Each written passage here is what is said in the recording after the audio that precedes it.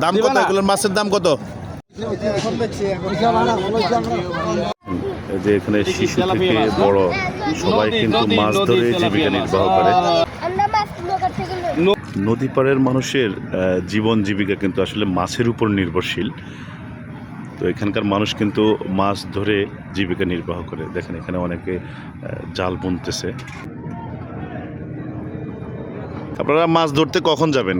কখন যান আপনারা মাছ ধরতে? কখন যান? হ্যাঁ, বুঝি না। মানে এই যে এখন যে জাল বুনতেছেন এরপরে জাল টাল ঠিক করে রাতে 4টা বাজে বের হবেন। কত দূর পর্যন্ত যান? 20 কিলো, মানে একবারে সাগরের মাঝখানে চলে যান? না না, নদীতেই আসেন? আচ্ছা আচ্ছা, মানে মেঘনা নদীতেই থাকেন।